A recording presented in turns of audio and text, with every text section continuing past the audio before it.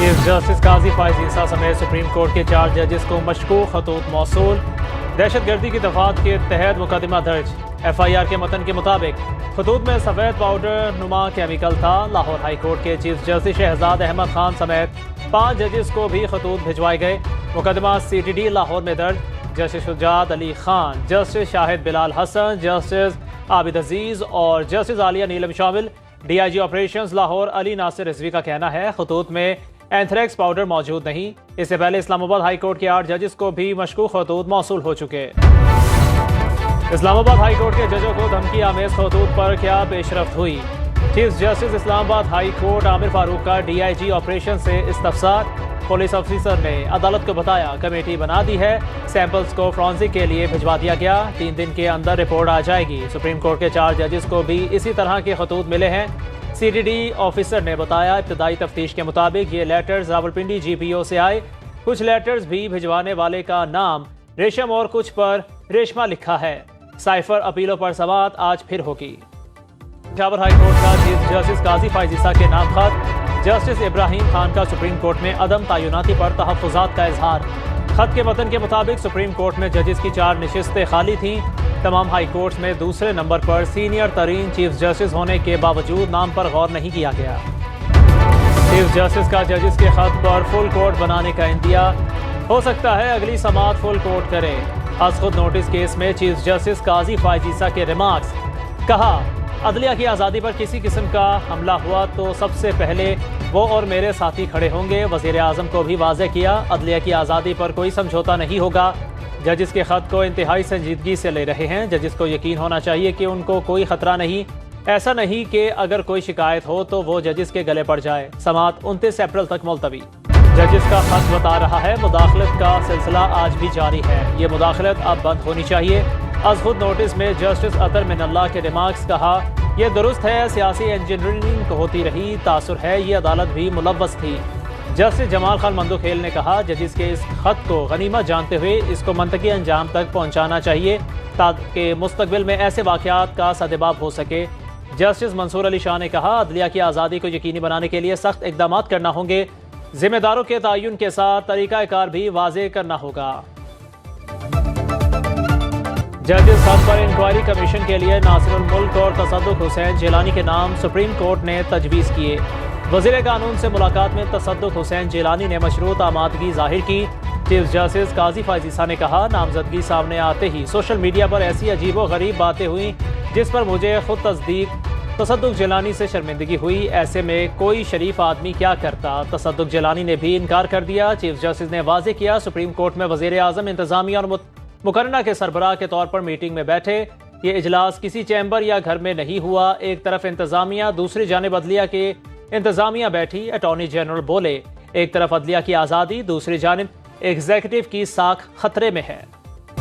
امریکہ افغانستان میں امدادی پروگراموں کی نگرانی جاری رکھے گا۔ ترجمان امریکی محکمہ خارجہ میتھیو ملر کی پریس بریفنگ۔ کہا یقینی بنایا جائے گا کہ امریکی امداد کا طالبان کو فائدہ نہ پہنچے، مدد ان افغان باشندوں تک پہنچنے جنہیں ضرورت ہے۔ شراکت دار تنظیموں سے مضبوط نگرانی اور رپورٹنگ کی بھی ضرورت ہے۔ صدر مملکت سے آرمی چیف کی ملاقات۔ جنرل عاصم منیر کی آصف علی زرداری کو صدر اور مسلح افواج کے کمانڈر کا عہدہ سنبھالنے پر مبارکباد۔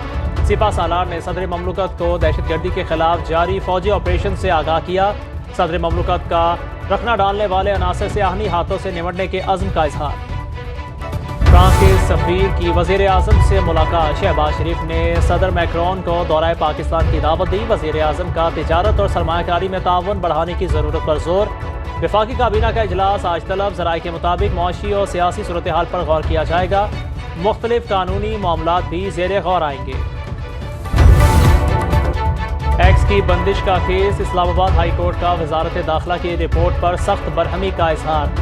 عدالت نے 17 اپریل کو سیکرٹری داخلہ کو طلب کر لیا۔ جوائنٹ سیکرٹری داخلہ نے عدالت کو بتایا سیکیورٹی ایجنسیز کی رپورٹ پر ایکس بند کیا گیا۔ جسٹس عامر فاروق نے کہا ہر چیز لکھ کر دیں، کیا سیکیورٹی تھریٹ ہے؟ صرف قیاس پر مبنی رپورٹ ہے، اس سے بہتر تو میرا سیکرٹری رپورٹ بنا دے گا۔ کیا لکھواؤں کہ سرکار تھکی ہوئی ہے، کام نہیں کر سکتی؟ پیپلز پارٹی 24 سینیٹرز کے ساتھ سینٹ میں سب سے بڑی جماعت بن گئی۔ PTI اور نون لیگ کے سینیٹرز کی تعداد 19 ہو گئی۔ JUI 5, بلوچستان عوامی پارٹی 4، MQM اور ANP کی 3 سیٹیں، آزاد سینیٹرز کی تعداد 5 ہو گئی۔ National party Balochistan, national party کاف لیگ کی 1 سیٹ، ایوان بالا میں موجود ارکان کی تعداد 85۔ خیبر پختونخوا کی 11 نشستوں پر الیکشن نہیں ہوا۔ خیبر پختونخوا اسمبلی کی مخصوص نشستوں پر حلف نہ لینے کا کیس، پشاور ہائی کورٹ کا توہین عدالت کی درخواستوں پر نوٹس جاری۔ اسپیکر اور ڈیپٹی اسپیکر صوبائی اسمبلی سے آئندہ سماعت پر جواب طلب۔ جسٹس SM عتیق شاہ اور جسٹس سید ارشد علی پر مشتمل 2 رکنی بینچ نے کیس سنا۔ وزیر اعلیٰ پنجاب مریم نواز کی چینی قونصلیٹ لاہور آمد، چینی قونصل جنرل جاؤ شیرین سے ملاقات۔ شانگلہ حملے میں چینی باشندوں کی ہلاکت پر اظہار افسوس، کہا چینی شہریوں پر حملہ ترقی و خوشحالی کی سبوتاژ کی مضمون کوشش، پنجاب میں فل پروف سیکیورٹی کو یقینی بنائیں گے۔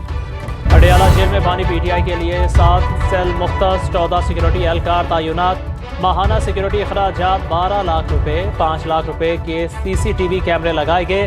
لاہور ہائی کورٹ میں دائر درخواستوں پر ایڈوکیٹ جنرل کا جواب، کہا اسپیشل کچن میں کھانا تیار ہوتا ہے جہاں کسی اور کے لیے کچھ نہیں بنتا۔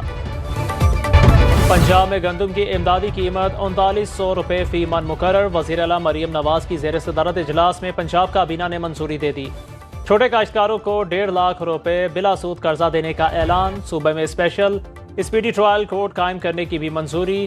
ریپ اور بچوں پر ظلم کے مقدمات کا تیز ترین ٹرائل کر کے منطقی انجام تک پہنچایا جائے گا۔ ترمیم کا مسودہ جلد پنجاب اسمبلی میں پیش کیا جائے گا۔ کابینہ اسٹینڈنگ کمیٹی برائے قانونی امور کی تشکیل کی توثیق۔ معاشی مشکلات سے دوچار پاکستان کے لیے IT سیکٹر نئی امید بن گیا۔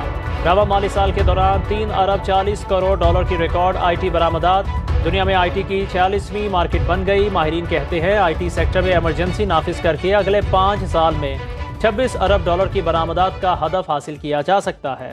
سندھ کابینہ کی تمام محکموں میں بھرتیوں پر عائد پابندی ختم کرنے کی منظوری، وزیر اعلیٰ مراد علی شاہ کی زیر صدارت اجلاس۔ عدالتوں میں بھی بھرتیوں پر پابندی ختم کی جائے، وزیر قانون اور ایڈوکیٹ جنرل کو ہدایت۔ لاہور ہائی کورٹ میں بغیر صلاحی اور نون صلاحی سمیت دیگر کو ضمنی الیکشن لڑنے کی اجازت دینے کے خلاف اپیلیں مسترد۔ جسٹس شاہد بلال حسن کی سربراہی میں 2 رکنی بینچ نے اپیلوں پر فیصلہ سنایا۔ PP 32 سے چودھری محمد ارشد نے سنگل بینچ کے فیصلے کے خلاف اپیل دائر کی تھی۔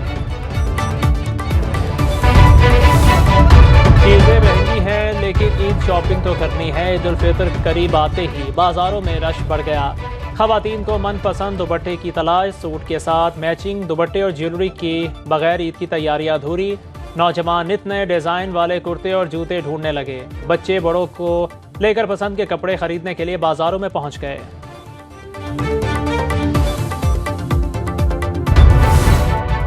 اور ذوالفقار علی بھٹو کی آج 45ویں برسی منائی جا رہی ہے۔ سابق وزیر اعظم کو 4 اپریل 1979 میں سینٹرل جیل راولپنڈی میں پھانسی دی گئی۔ 44 سال بعد صدارتی ریفرنس میں سپریم کورٹ کے 9 رکنی لارجر بینچ نے ذوالفقار علی بھٹو کے خلاف ٹرائل کو غیر شفاف اور خلاف آئین و قانون قرار دیا۔